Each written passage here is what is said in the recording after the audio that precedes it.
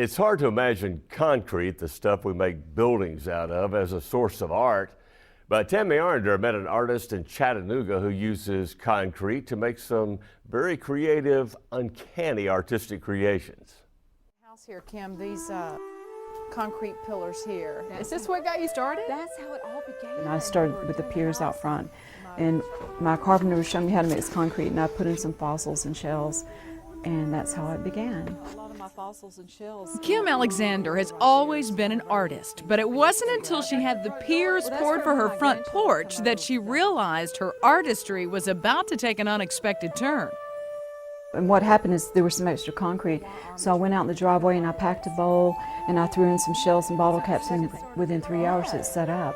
And I popped out this bowl and my dog started drinking out of it, and I thought, this is a great process, because I think basically I'm a natural born builder, as you can tell from looking at all these little things in my house. And so then I started just inlaying it with like broken souvenir plates, and then somebody bought one of my bowls off the porch, and then somebody suggested I do a show, and so I built 23 pieces and sold 20 of them at my first show.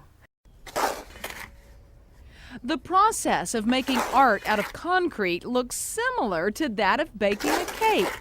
Kim uses a sifter to get any lumps out of her sand. She adds iron oxide to give it a leathery color, and then she pours in her wet ingredients. In my eyes, it still looks a lot like chocolate cake, but you dare not lick the bowl of this coarse concoction.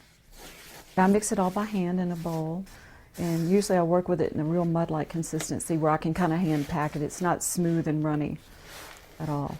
I was going to say a lot of folks would go, ugh, just thinking about having their hands all day. And I wear gloves. You do? Oh yeah, you've got to wear gloves because the Portland will eat holes in your fingers.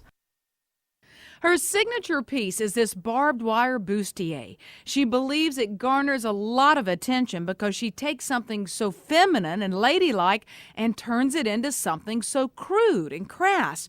At the same time, she finishes it off with beautiful lace from a Western boot, but then accents it with rusty nails and barbed wire. It's almost hard to wrap your mind around it. Well, that's what's so funny is when I make these feminine things like the bras and bustiers, which are totally female forms, but they're a little rough for some people, but I don't intend them to be that way at all. The procedure reminds her of being a kid and playing in mud.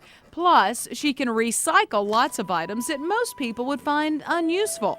She combines everything from spikes, tile, fossils, wire, and other foundry parts into embellished bowls and baby shoes. Once I get in there and start doing it, it's so much fun. You know, I just get to be very quiet, very still, listen to music, and I just need large blocks of time, several days in a row to work really, really hard. And then that building part's over, so then I let everything dry, and then I start unleashing it, and it takes another 2 or 3 weeks to finish them up.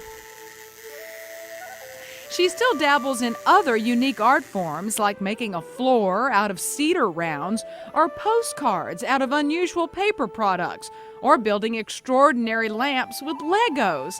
But one thing is written in stone. Kim is living her childhood dream of being an artist.